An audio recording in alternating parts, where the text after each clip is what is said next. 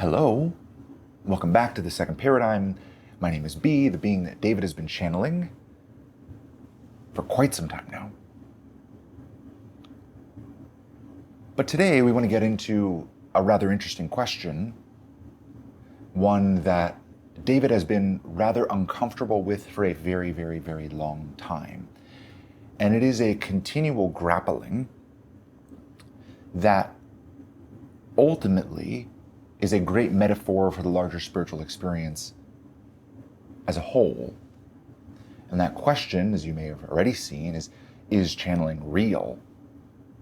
And while we'll certainly be exploring some of the fine subtleties of what channeling is, what David's experience is, we want to draw your attention to a deep inner conflict for most spiritual people that is my intuition, is my spiritual experience, is my sense of truth, is my sense of God even remotely valid? And how do I know that my own experience is true enough to bet my own decisions on?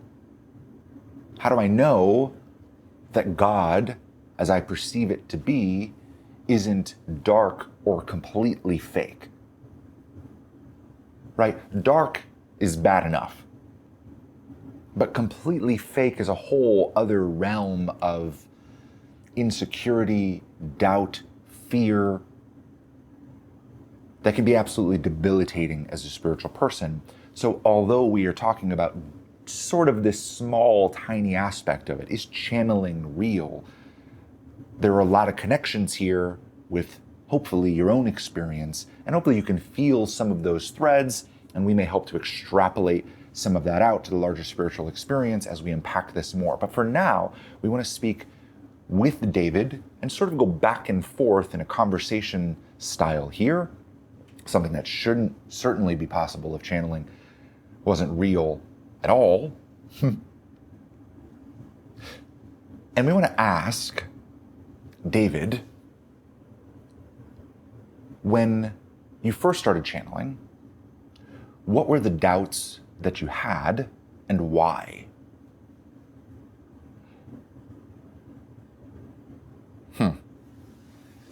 Okay, this is interesting. We can do this. When I first started channeling, my major doubts were, how can this phenomena be real whatsoever? I mean, I knew that I was having an experience. Like, I could feel inside my system that something was happening. But I think my big hesitation was, I don't like how crazy this sounds. And I don't like how untraditional this is. And it was maybe 6-7 months later that I posted online. I was like, hey, I'm a galactic channel and I'm channeling this being, and it's all I care about right now. And it's, I'm coming out as a channel, I think was the post. And it got more likes and views than anything I'd ever posted before, which is good, but also just a lot. And the comments stuck with me.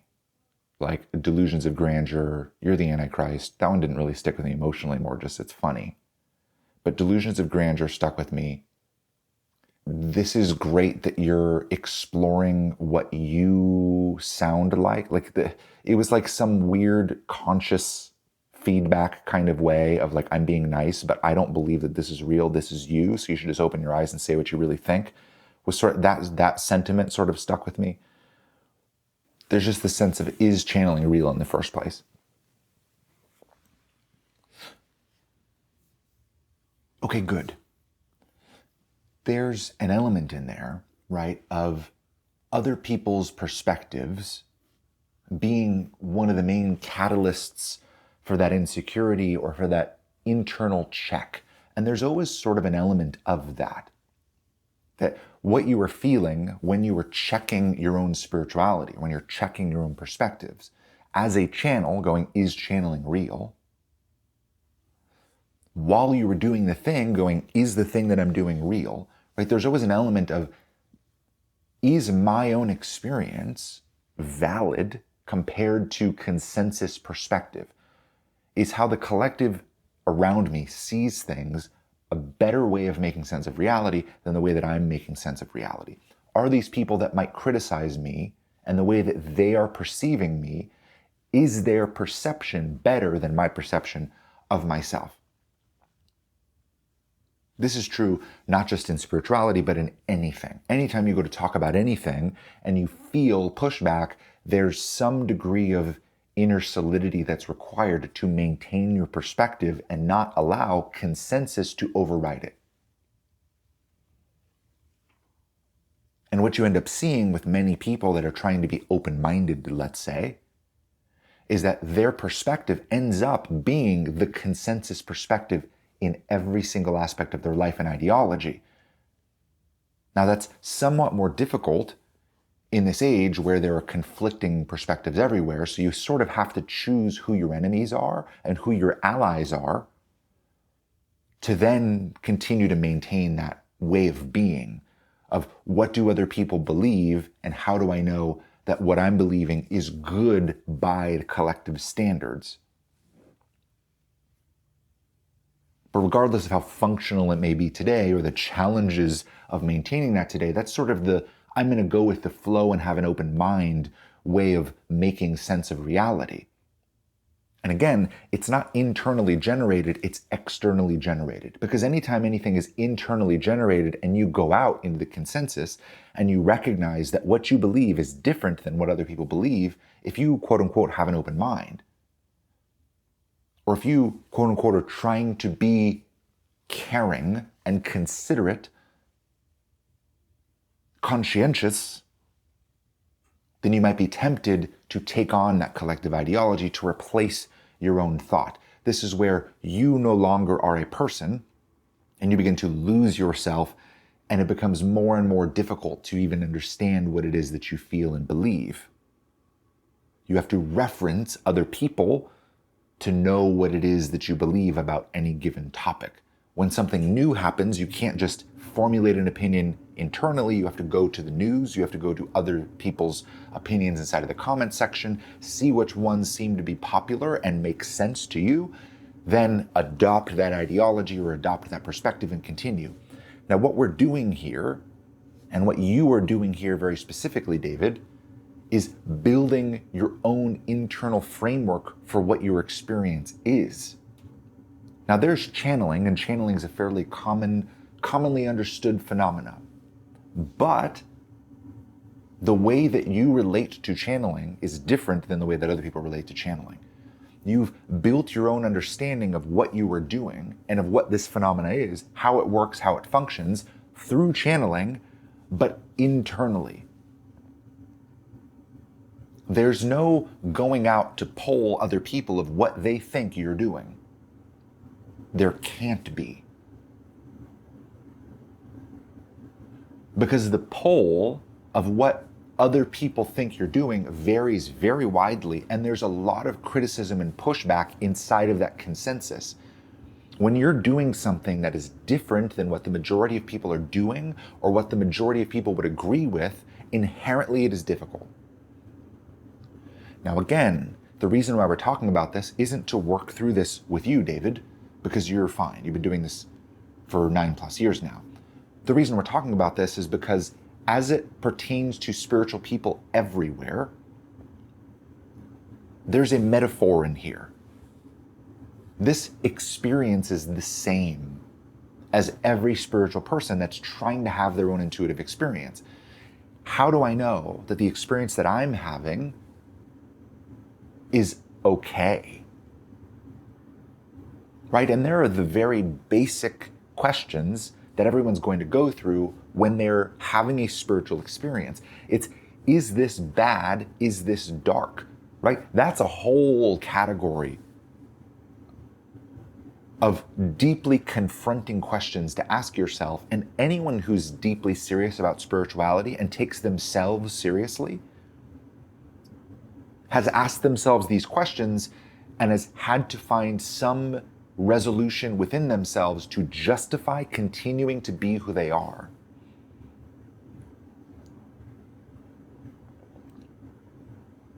Everyone who is spiritual in the long term has asked themselves, is what I'm doing bad? Is what I'm doing dark? And has had to come to some sort of reconciliation within themselves to justify that what they're doing is okay.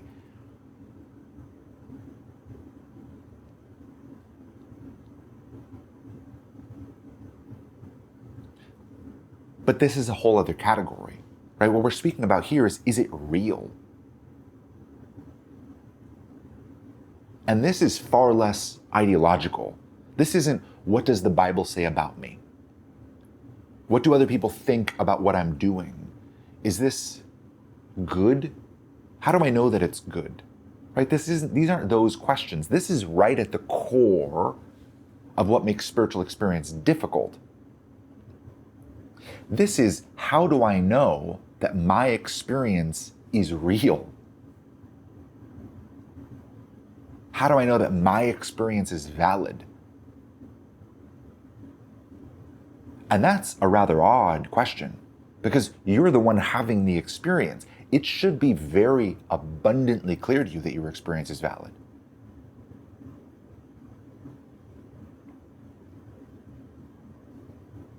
But it's not. Why?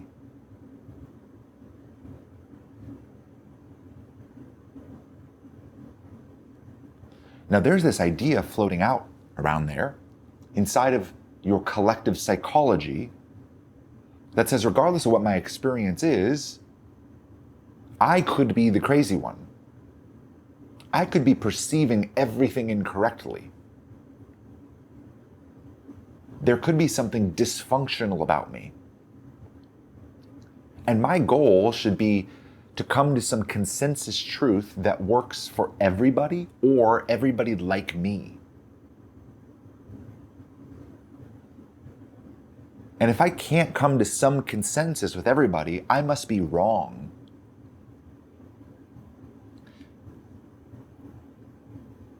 Now, there are some benefits to this way of being, in collaborating and figuring out how to relate to other people, in developing ideologies,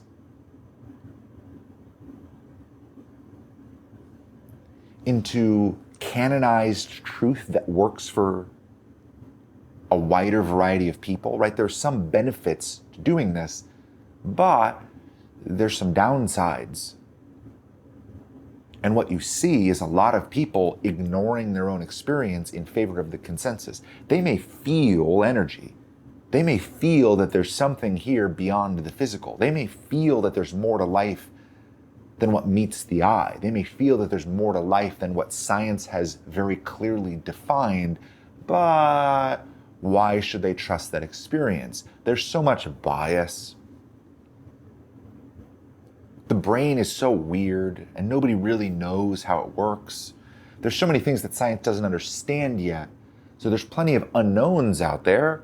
And this experience that I'm having is probably just another one of those unknowns that soon will be explained by physical phenomena. There's no way I'm having a truly spiritual experience, because the consensus seems to think that being intelligent means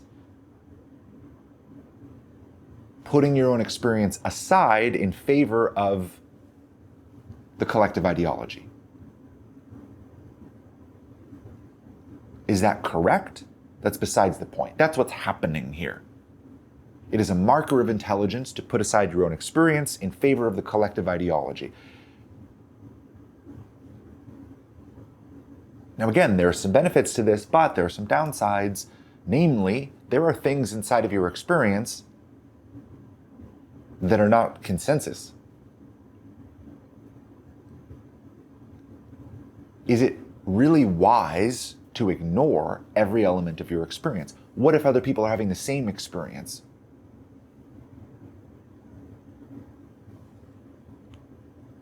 What if that experience is cross-cultural? What if people are making sense of that experience in different ways, talking about it under different ideological frameworks, but it's ultimately all the same? There's energy, there's a vibe, there's some deeper sense of truth. There's a sense of higher benevolent wisdom. There's a sense of being in opposition to some external force. This landscape of darkness, light, spiritual phenomena. It can only be useful if your experience can be trusted.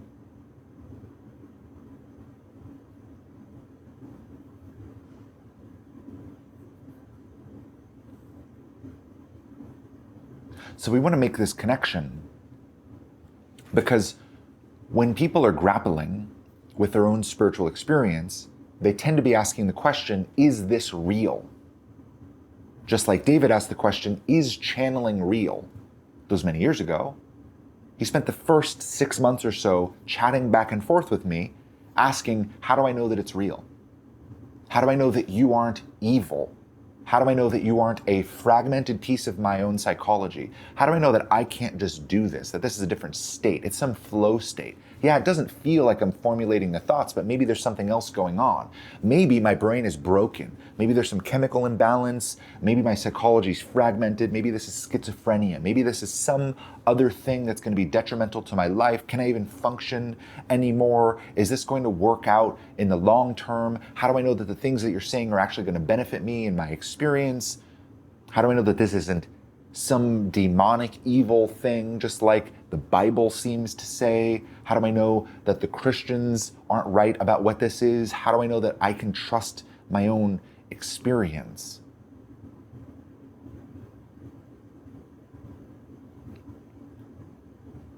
Every single one of these questions is a massive rabbit hole.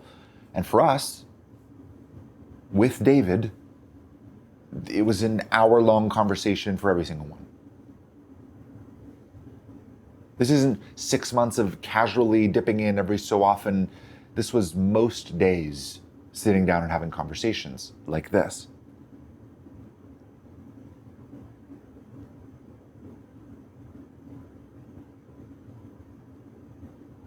Now, it's odd that someone so skeptical could be channeling about that skepticism. That is a weird thing to be happening. It's odd that someone that is channeling would be that aware of what the controversial counter opinion would be. Well, this must be some fragmented piece of your consciousness. You must have protected yourself in some way emotionally. This must be a trauma response. Or this must be you imagining what the ideal version of yourself might be and personifying it inside of yourself. It's odd to be so aware of these counter opinions and to be bringing them to the channeling phenomena. That's a weird thing to be happening, but that was David's experience. And underneath all of it, he had to have some thing inside of him that compelled him to continue, even though he wasn't sure if he could trust his own experience. He checked it, he explored every angle he possibly could, but at the end of the day, that experience didn't go away, and it didn't stop being helpful. He tried to make sense of it as being a bad thing. Maybe my channel and the things that my channel is encouraging me to do, or the version of myself that my channel is encouraging me to become, is bad in some way. Let me check that. But slowly over time, he feels better, becomes more of himself, finds more clarity, and learns that he can trust his experience.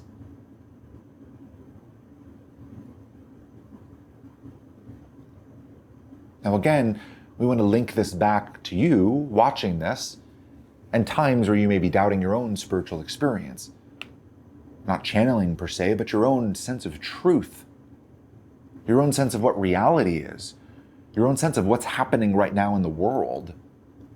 Your own sense of what you should be doing with yourself. Your own sense of who you are. Of psychic phenomena. Of those feelings that you get. Are those feelings that you get real? That's a deep and nuanced question. You can go 100 different ways with it. You can explore every other possible variation of what that feeling could be. Your subconscious mind making sense of trends through time. You take in way more information than you... Yes, could maybe, potentially be that, but that's not what it is in your experience. We want to help make it obvious that the real question that's being asked every single time anyone is questioning their spiritual experience, is this experience that I'm having real? The real question that they're having is, can I trust my experience? Can I trust myself and the experience that I'm having?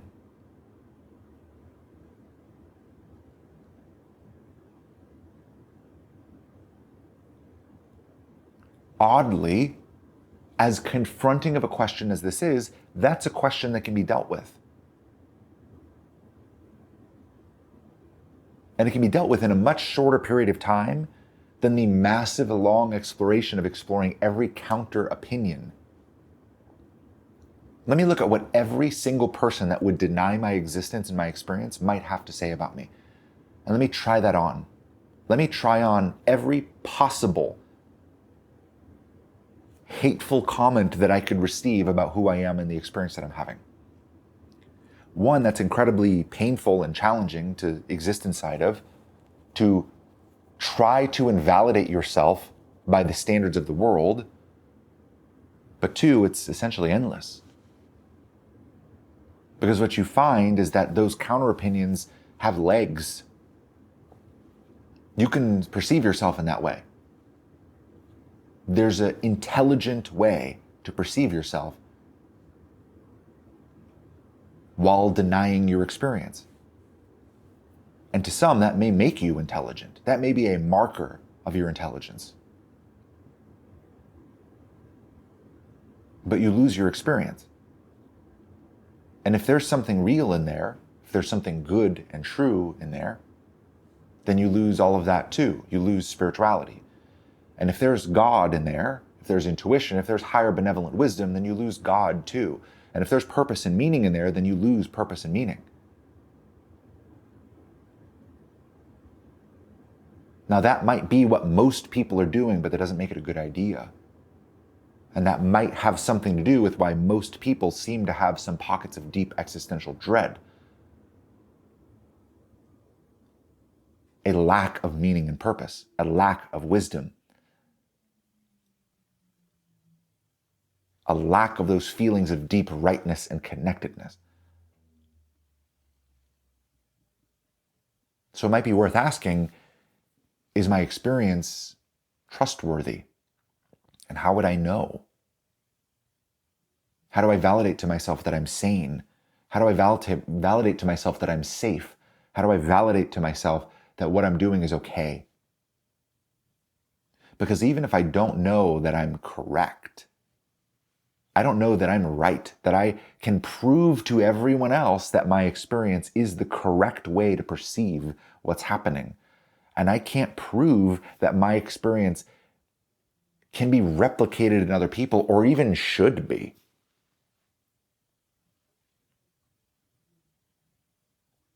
But can I come to a place inside of myself where I can acknowledge that the experience I'm having is my experience and that might be okay?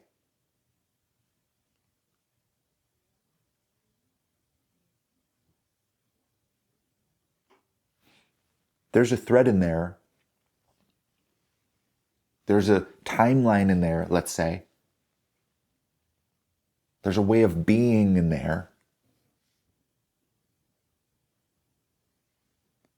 where you were deeply certain that what you were doing and the experience that you're having is at a bare minimum okay.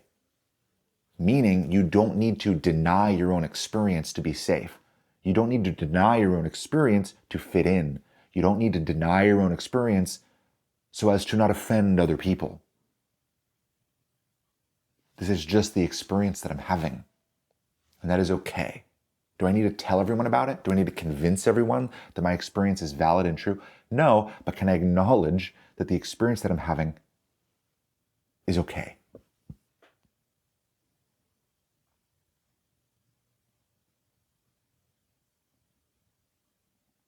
Inside of that place, inside of that possibility, is a future with more meaning and purpose. It's a future with more intuitive connectiveness. That matters.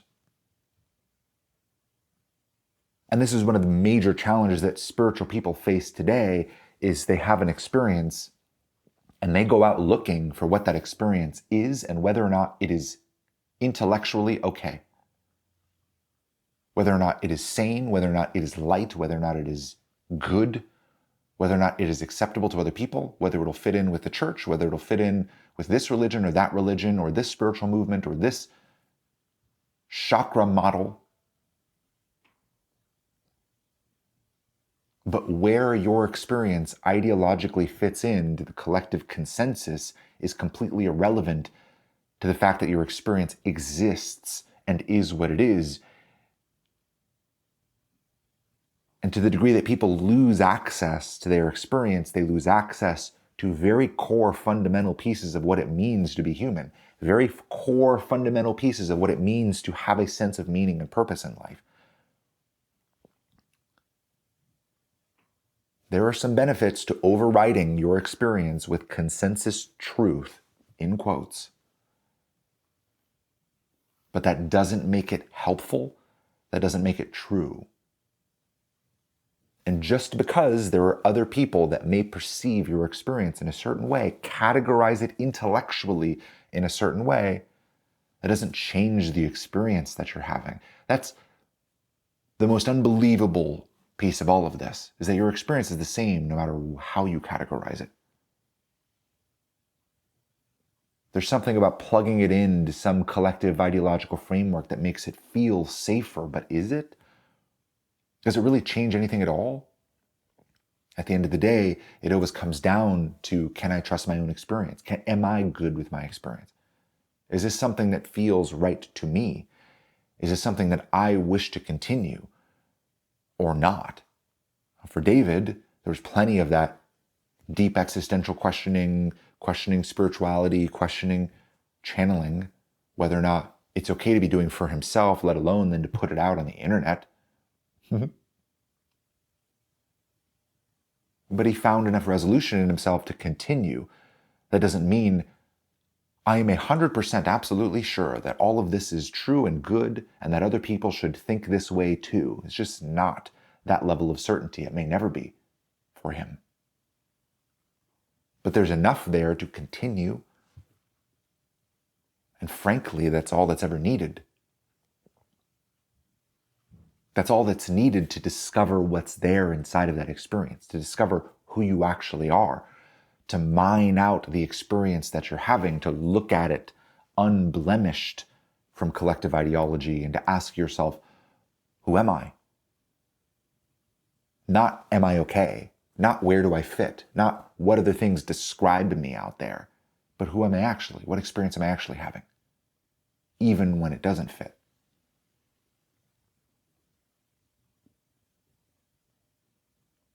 Now that's the sort of novelty that pushes things forward in your world, that creates new collective consensus. That's how forward movement happens every single time, is someone builds the inner solidity to be different. But none of that really matters, not at first. The thing that matters the most is just being okay with your experience enough to have it. Because not being okay with your own experience creates this sort of deeply emotionally destructive feedback loop that is, at least at times, perpetual misery. And it's worth understanding why that happens. It's worth understanding that at the foundation of all of that is just this weird little thought that says, my experience isn't valid. How do I know? Oh, well, just that's what some other people said.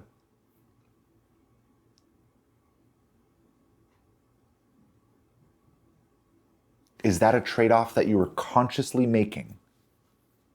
Chances are no. Is that a decision you might still make?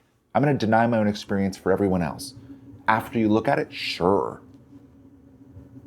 But having some free will in that decision is incredibly important, because if you're going to lose out on meaning and purpose, if you're going to lose out on what your own experience is, what your own beliefs are, what your own thoughts are, what your own emotions are, you should at least know why you are doing it. So with that, thank you, David, for sharing some of your own experience. And thank you to you watching. We hope that there are some tidbits in here that help you to mine out pieces of your experience,